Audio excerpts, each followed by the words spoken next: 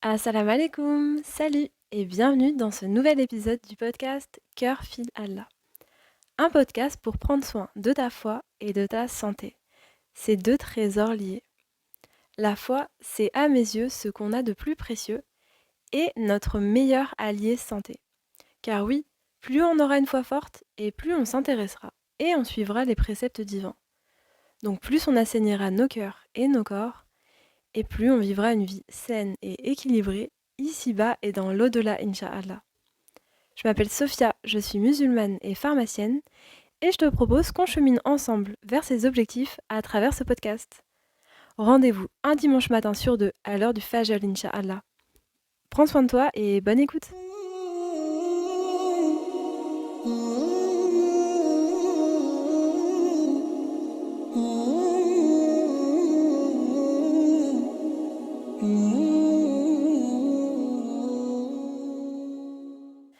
Assalamu alaikum, salut, j'espère que tu vas bien.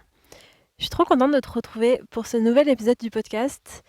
T'as commencé à faire là, je crois que c'est le 9e épisode, donc je suis bien contente. Merci pour tous les retours que je reçois, ça me fait vraiment chaud au cœur.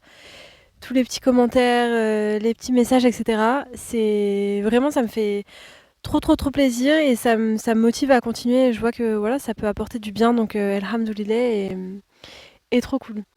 Cet épisode, il va traiter de la tristesse. En fait, récemment, j'ai une personne que j'aime qui m'a dit qu'elle était triste, qu'elle avait un coup de moins bien et voilà, un petit coup de mou. Euh, et voilà, j'ai essayé d'être là pour elle comme j'ai pu.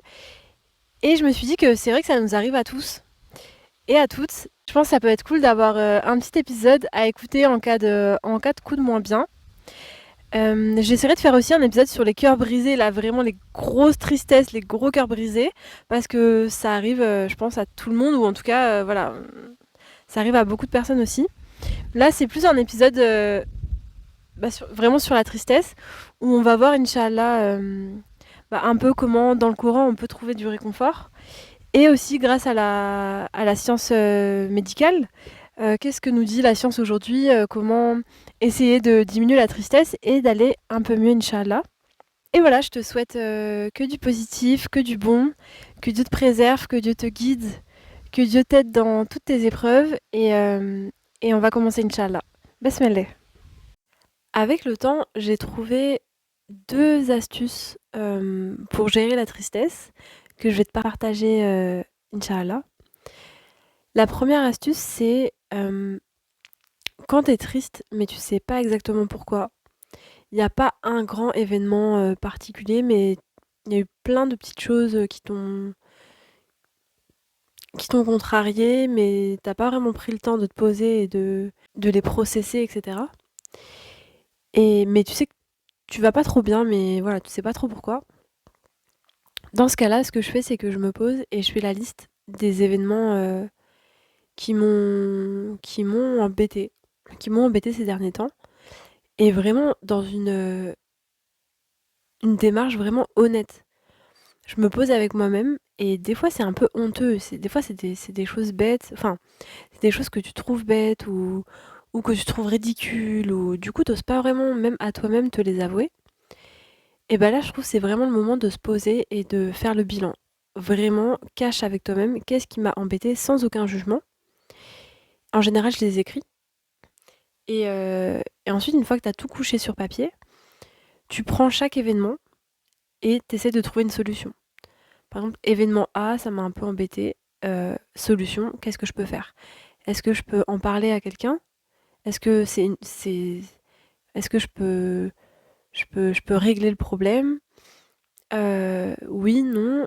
Si je peux pas régler le problème, bah, j'ai juste à accepter ou à pardonner ou voilà, à passer à autre chose. Enfin, en fait, chaque chose, tu trouveras une petite solution et après, il n'y a plus qu'à s'y tenir. Tu te tiens à la solution et voilà.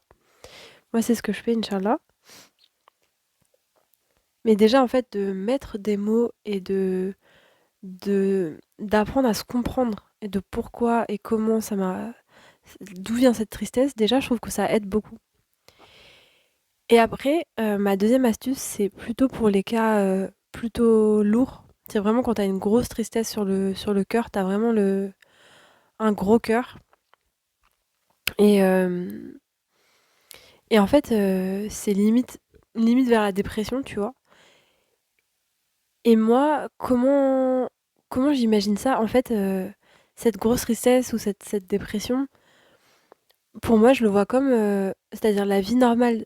Tu es là, tu marches dans une petite forêt, tout va bien et d'un coup, la grosse tristesse, la dépression, c'est que tu es tombé dans un puits et en fait, tu vois tout en triste. Ou alors, deuxième image que je me fais dans ma tête, c'est tu as des lunettes et en fait, avec ces lunettes de la tristesse, tu vois tout en gris, tu vois tout en noir. Et du coup, là, à l'inverse, plus tu vas essayer de comprendre et de réfléchir et de raisonner et tout, et plus tu vas t'embourber en fait parce que tu es dans le puits.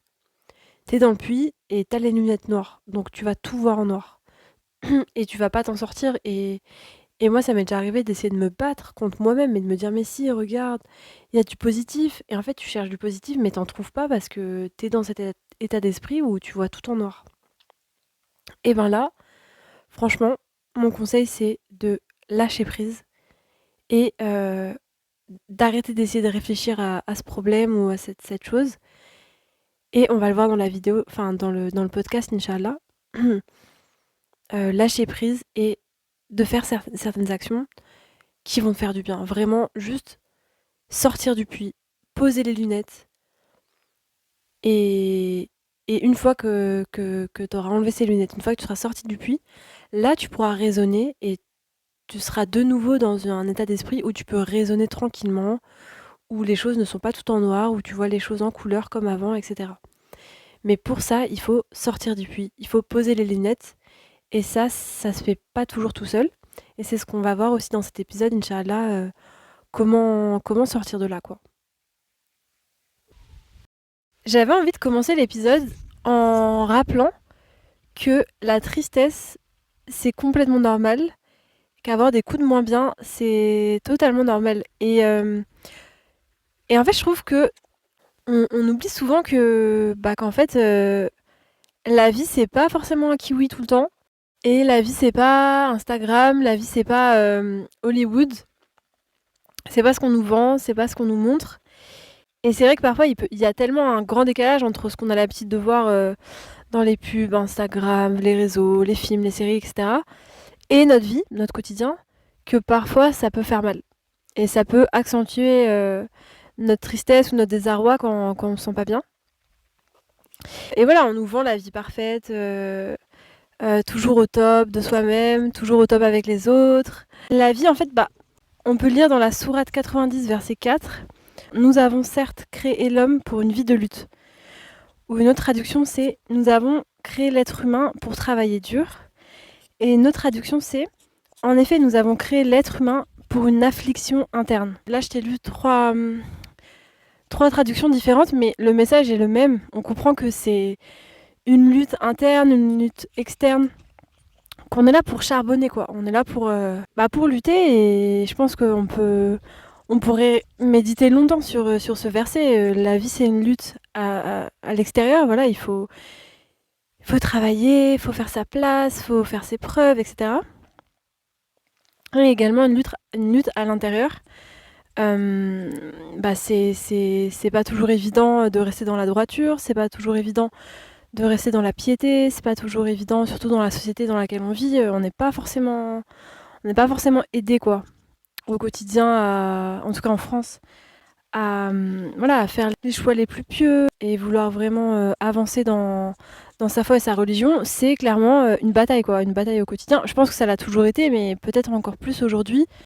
Donc tout ça, c'est une lutte. Je pense ne pas oublier ça, ne pas oublier que la vie, c'est pas un petit Wistiti tout le temps. Et je trouve que ça rassure en fait de se le rappeler. Il y a plein de stars par exemple qui ont, franchement, elles ont tout sur le papier. Elles ont la beauté, la richesse, elles ont les biens, elles ont les connaissances, elles ont l'argent, elles ont les maisons, elles ont tout ce qu'on nous vend quoi.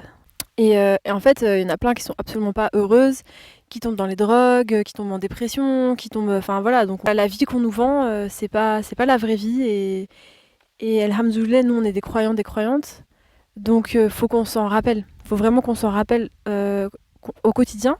Ça va nous aider, Inch'Allah. Et voilà, donc ça c'était le premier point que je voulais aborder par rapport à la tristesse. C'est que c'est normal et c'est ok, mais par contre, Inch'Allah, on va pas rester bloqué dans cet état-là pendant trop longtemps parce que c'est pas très sympa, quoi. C'est pas très cool. J'ai lu, là, ce que je vais te dire, c'est quelque chose que j'ai lu et j'ai trouvé ça magnifique. Franchement, ça m'a vraiment fait prendre conscience de pas mal de choses. C'est qu'en fait, on a tendance à confondre le paradis et cette vie. On a tendance à croire que cette vie, c'est la fin, on va dire. Enfin, c'est vraiment, c'est-à-dire que tout ce qu'on veut, on le veut dans cette vie. On veut, bah voilà, peut-être la beauté, la richesse, un mariage heureux, on veut des biens, on veut des maisons, on veut des... Voilà. Et en fait, c'est normal dans le sens où on vient du paradis, c'est-à-dire que Adam et Ève viennent du paradis. Et Inch'Allah, le but, c'est qu'on finisse au paradis. Donc le paradis, c'est notre passé, et c'est Inch'Allah notre futur. Mais c'est pas notre présent.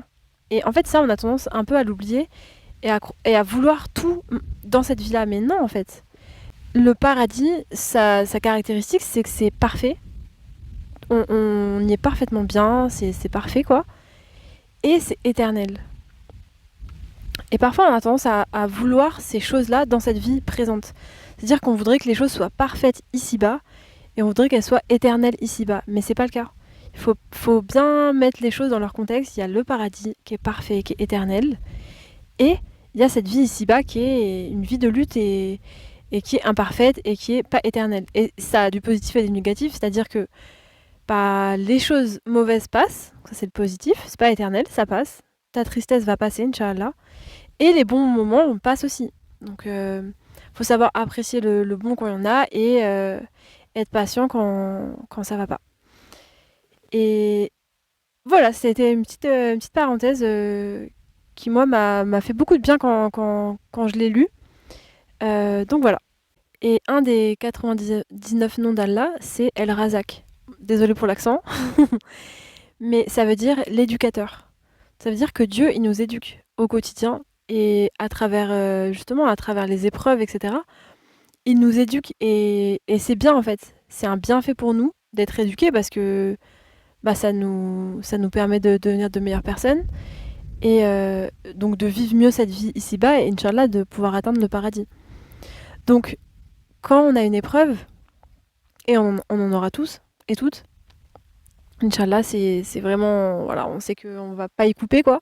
Et de le voir comme ça permet je trouve, de vivre l'épreuve plus sereinement et en fait ça donne du sens. Ça donne du sens à l'épreuve et ça donne du sens à ce qui nous arrive, même les choses négatives qu'on comprend pas forcément. Voilà, on sait que Dieu nous éduque et Inch'Allah que c'est pour notre bien. Donc franchement, je pense qu'il faut pas avoir peur de se remettre en question quand il nous arrive quelque chose, qu'on est triste. Pas avoir peur de se remettre en question et de se dire quelles ont été les erreurs que j'ai pu commettre qui m'ont mené à cette situation et qui m'ont mené à cette tristesse en fait. Parfois rien, franchement parfois c'est vraiment des choses qui nous tombent dessus et voilà, on n'a pas vraiment fait d'erreur ou quoi que ce soit. Mais parfois c'est notre vision de la vie, nos attentes. Comme je disais tout à l'heure, quand on attend de cette dunya qu'elle soit comme le paradis, forcément, on a des attentes mal placées et les gens, les choses ne peuvent pas être au niveau, quoi. Donc voilà, les attentes ou même parfois des erreurs, clairement, des choses qu'on peut faire ou qu'on peut dire, etc., qui vont mener à une tristesse. Et je pense qu'il ne faut pas avoir peur de se remettre en question et justement, pour pouvoir s'éduquer, de savoir, de mettre en lumière les erreurs qu'on a pu faire pour plus les faire, tout simplement. Et s'améliorer quoi, Inch'Allah. Et quand ça va pas, on va voir un peu plus tard, hein, il y a d'autres astuces, mais la première chose, c'est de se rapprocher d'Allah et de chercher du réconfort auprès de lui. Et Sourate 2, verset 153, elle nous dit: Ô vous qui avez cru, chercher secours à travers la patience et la prière. Dieu est avec les patients. Et ça, franchement, je trouve ça réconforte tellement de savoir que, bah, déjà que Dieu nous connaît et qu'il sait que, voilà, on a des moments où on est mal. Et chercher secours, chercher réconfort à travers la patience et la prière. Ça veut dire que vraiment la prière, ça fait du bien. Et, et voilà, se reconnecter à Allah, prier, et lui dire tout ce qu'on a sur le cœur, tout lui raconter et demander bah, tout ce qu'on veut, lui demander d'aller mieux, lui demander de nous aider, lui demander à trouver l'issue, de nous offrir l'issue, etc. Et de patienter. Et là, Dieu nous dit Dieu est avec les patients. Donc on en revient sur ce qu'on disait tout à l'heure. Les, les, les épreuves, ça permet de nous éduquer et la patience, c'est vraiment une belle chose et c'est vraiment une belle activité, j'allais dire. Mais patienter, enfin voilà, quand on sait qu'on va pas bien, de savoir que le fait de patienter, Dieu nous récompensera en fait. Dieu nous dit Dieu est avec les patients. Et, euh, et je trouve ça tellement réconfortant de savoir qu'en priant et en patientant, eh ben, on sera récompensé pour ça et on sera facilité et en fait on plaît à Dieu en faisant ça et je trouve ça tellement réconfortant, ça fait vraiment du bien de se dire qu'en fait les solutions elles sont là quoi. Les solutions c'est la prière et la patience.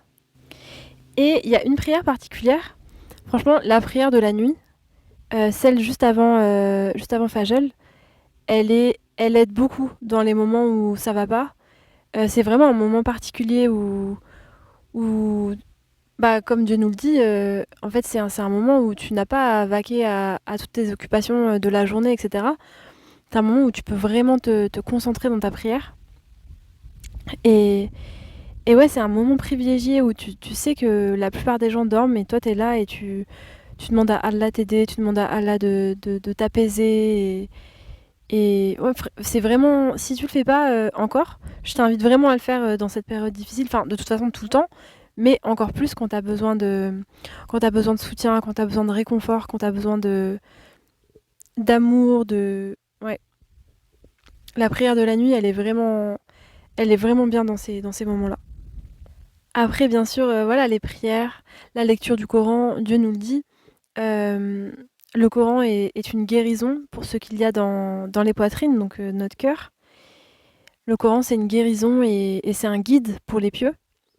Et donc, bah souvent, quand on est triste, on a besoin de guidance, on a besoin de réconfort, on a besoin de réparation, on va dire, de guérison. Et lire le Coran, ça apaise, ça nous rapproche d'Allah, ça nous remet dans le droit chemin. Pareil pour les prières, donc vraiment, je t'invite de tout cœur à, à faire ça, si ce n'est pas déjà le cas, et en tout cas à continuer à persévérer et tu vas voir que Inch'Allah, ça va vraiment faire du bien. Ensuite, euh, toujours garder espoir et garder une bonne opinion d'Allah. Il faut se rappeler que Allah voit tout. Allah sait tout. Allah entend ce qu'on n'entend pas, voit ce qu'on ne voit pas, sait ce qu'on ne sait pas. Et du coup, ben, lui faire confiance en fait. Et se rappeler que tout arrive pour une bonne raison et que Dieu est avec les pieux, Dieu aime les pieux, donc il n'y a pas de... Sourate 9, verset 36, hein, Dieu est avec les pieux. Sourate 9, verset 84, Dieu aime les pieux. Et il y a une autre traduction, c'est Dieu aime les justes. Et une autre traduction, c'est Dieu aime ceux qui se préservent en leur conscience. Donc voilà, on sait que Dieu nous veut du bien en fait. Donc s'il y a quelque chose qui se passe pas comme prévu ou s'il y a une épreuve, etc., faut toujours garder la bonne opinion d'Allah et se dire que c'est pour notre bien. Et si tu doutes de ça, si tu dis ouais, mais non, peut-être que, bah, c'est que t'es pas assez proche d'Allah. Et je dis pas ça méchamment, hein, ça m'arrive aussi. Et c'est d'ailleurs un très bon indicateur, c'est que quand je me dis ouais, oui, Dieu veut mon bien, et après je me dis ouais, mais peut-être que là, c'est un peu de ma faute, peut-être que là, je suis pas trop dans les clous. Bah, je me dis ok, il faut vite que je me remette dedans, et justement, on en revient, prière, lecture du Coran, vraiment prendre soin de sa foi, parce que quand on est bien dans sa foi, qu'on est bien dedans, qu'on sait qu'on fait des bonnes actions, en tout cas qu'on essaye, qu'on fait ses prières, enfin qu'on essaie vraiment de faire tout pour être dans le droit chemin et pour être, on va dire, sous la coupelle de la protection de Dieu et voilà, de tout faire pour mériter son amour et pour vouloir sa satisfaction, etc. On a une bonne opinion de lui et on se dit Dieu veut mon bien, genre je fais pour, tout pour en fait, tout simplement tout pour. Donc j'ai la ferme conviction que ce qui m'arrive, c'est pour mon bien. Soit c'est une leçon à apprendre, soit c'est une chose à changer, soit c'est tout simplement de prouver ma patience et de prouver mon endurance et ma confiance en Allah, etc. Mais du coup, voilà, toujours avoir la bonne opinion et garder espoir. Et Sourate 65, versets 2 et 3. Et quiconque craint Dieu, il lui donnera une issue favorable, et il lui accordera ses dons dont il ne s'y attendait pas. Quiconque place sa confiance en Allah, il lui suffit. Dieu a décrété pour toute chose son destin. Ça, je trouve ça trop beau, c'est-à-dire, en fait, craindre Dieu, c'est quoi? C'est vraiment euh, vouloir lui plaire. Craindre Dieu, c'est craindre l'enfer, c'est craindre le châtiment, c'est craindre son désamour et c'est vouloir justement son amour et sa satisfaction. Et si on fait ça, bah, Dieu nous donnera une issue favorable et nous accordera des dons d'où on ne s'y attend pas. Donc voilà. Et quiconque place sa confiance en Allah, Dieu lui suffit.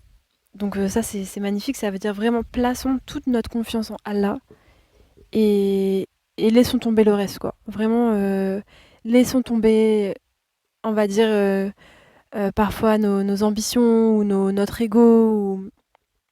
Bien sûr, il faut quand même garder quelques ambitions, etc. Mais en gros, c'est Dieu d'abord, quoi. C'est toujours Dieu d'abord et se dire qu'il sait, nous on ne sait pas. Et accepter ce qu'il décide pour nous, Inch'Allah. Avec reconnaissance, bien sûr. La gratitude, ça aussi c'est prouvé scientifiquement. La gratitude, c'est très bon pour la santé mentale, santé physique. Et voilà, Dieu nous dit lequel de nos bienfaits pourront-ils nier? Donc voilà, remercions déjà pour ce qu'on a, pour ce qu'on a vécu, ce qu'on vit, ce qu'on peut vivre, etc. Il y a des gens qui sont morts avant nous, il y a des gens qui ont des problèmes, etc. Euh, toujours remercier Allah pour ce qu'il nous offre, ce qu'on a, et garder espoir pour la suite et faire le maximum pour lui plaire et pour être sous sa protection. Et il y a un hadith que j'aime beaucoup aussi. C'est... Alors, je sais pas si je vais tenter de dire le nom, mais c'est un hadith qui est assez connu. Et donc le prophète aurait dit que le cas du croyant est étonnant. Tout ce qui le concerne est un bien. Si un bonheur l'atteint, il se montre reconnaissant et c'est un bien pour lui. Et si un malheur l'atteint, il se montre patient et c'est un bien pour lui. Rapporté par Muslim. Donc, je trouve ça magnifique. Et il y a aussi Sourate 16, verset 30. Et on dira à ceux qui étaient pieux, qu'a fait descendre votre Seigneur? Ils diront, un bien. Ceux qui font les bonnes œuvres auront un bien ici-bas, mais la demeure de l'au-delà est certes meilleure. Combien agréable sera la demeure des pieux. Donc ça veut dire que bah, ce que je comprends, moi, c'est que, Inch'Allah, quand on est pieux, on est récompensé sur cette terre, dans cette vie ici-bas, Inch'Allah, et dans l'au-delà. Et ça m'étonne pas, parce que de toute façon, la piété, c'est... En vrai, c'est tellement bien, genre, on se sent trop bien. Quand on est bien dans sa foi, c'est la meilleure sensation au monde. On n'a peur de rien, à part d'Allah. On sent qu'on est dans le droit chemin et c'est tellement agréable. Tout prend son sens, etc. On ressent la paix du cœur, la paix de l'esprit. Ici-bas, donc en fait, on est récompensé. Et en plus, on sait que, Inch'Allah, il y a le paradis qui nous attend, Inch'Allah. Donc c'est incroyable. Franchement, il n'y a rien de mieux, je trouve, que d'avoir une belle foi forte. Et la suite, c'est le verset, du coup, sourate 16, oui, verset 31. Les jardins de séjour éternel, où ils entreront et sous lesquels coulent les ruisseaux. Ils auront là ce qu'ils voudront. C'est ainsi que Dieu récompense les pieux. Donc voilà, quand un chagrin te chagrine, quand un chagrin te chagrine, quand tu te sens accablé, tu te sens triste, etc., oublie pas ça, vraiment. Rappelle-toi que la clé, elle est dans se rapprocher d'Allah et que tu n'en sauras que mieux, Inch'Allah, sous sa protection, sous son amour, etc. Donc c'est vraiment ce que je te souhaite, Inch'Allah, et c'est ce que je nous souhaite à tous. Et je sais pas toi, mais parfois, ça peut arriver quand on est triste, de se dire, mais en fait, Dieu m'a oublié, Dieu m'a abandonné, etc. Et en réalité, non. Euh, Sourate 2, verset 152. Souvenez-vous de moi, et je me souviendrai de vous. Remerciez-moi, et ne soyez pas ingrats envers moi. Donc là, Dieu nous dit clairement que bah, si on se souvient de lui, il se souviendra de nous. Et moi, je le comprends vraiment comme rapprochez-vous de moi et je prendrai mieux soin de vous, entre guillemets, quoi. Donc voilà, si jamais tu as l'impression que Dieu t'a oublié, et bah, rapproche-toi de lui, souviens-toi d'Allah au maximum dans ta journée et Inch'Allah, il se souviendra de nous également. Et rappelle-toi toutes les épreuves par lesquelles sont passés nos pieux prédécesseurs. Franchement, le prophète, si tu regardes un peu sa vie, il a eu énormément d'épreuves. Il a perdu des enfants, il a perdu sa femme, Khadija. Il a vécu, enfin, c'est compliqué quand même. Tout le monde, il y a beaucoup de gens qui le traitaient de menteur. Ouais, il a vraiment vécu une vie forte en émotions et je pense beaucoup d'épreuves, quoi. Et tu regardes les prophètes, c'est pareil. Si quelqu'un que Dieu aimait autant que le prophète a vécu autant d'épreuves, c'est qu'il y a un bien derrière, c'est une purification. Et nous, c'est pareil, vaut mieux le prendre comme ça. Je pense que c'est plus proche de la réalité que de se dire, voilà, j'ai été oublié, quoi. Alors, au niveau scientifique, et je vais essayer de te parler de deux choses, Inch'Allah.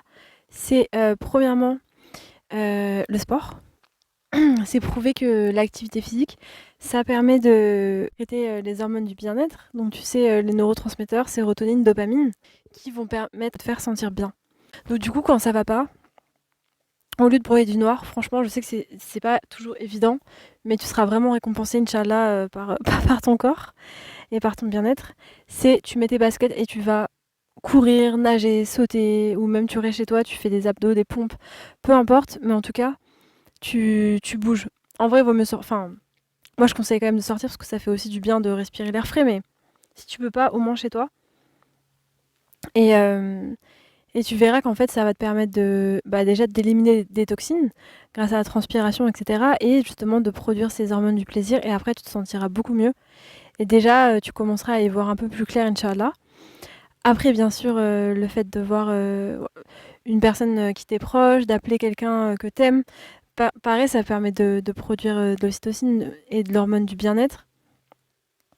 Donc, si tu as de la famille que tu peux appeler, voir si tu as une amie que tu peux, ou un ami que tu peux voir ou que tu peux appeler, etc., ne t'en prive pas. Après, au niveau alimentation, il y a aussi quelques conseils que je peux te donner. L'alimentation antidéprime. En fait, on l'a vu dans l'épisode sur le ventre, où j'ai fait vraiment une introduction sur le microbiote. Le microbiote est en lien direct avec le cerveau. Et le microbiote joue beaucoup de rôles dans notre santé physique et mentale. Et par exemple, donc le microbiote, c'est l'ensemble des bactéries, virus, etc. qu'on a dans nos intestins. Donc par exemple, les bactéries qu'on a dans notre ventre, elles vont permettre de produire des hormones, du bien-être aussi, donc sérotonine, dopamine, etc. Et les acides gras qui sont essentiels au bon fonctionnement du système nerveux. Et donc un manque de certaines bactéries, un manque de ces hormones, un manque de ces acides gras ont été montrés dans certaines maladies psychologiques et aussi montrés dans la dépression. Donc c'est super important, franchement, de bien s'alimenter. Bon, comme on a vu, l'alimentation a un impact direct sur les bactéries de notre ventre, qui a un impact direct sur toute notre santé, donc mentale, physique. Et donc c'est important d'avoir une bonne alimentation riche en fibres pour justement nourrir ces petites bactéries qui vont pouvoir jouer leur rôle et nous garder en santé, Inch'Allah.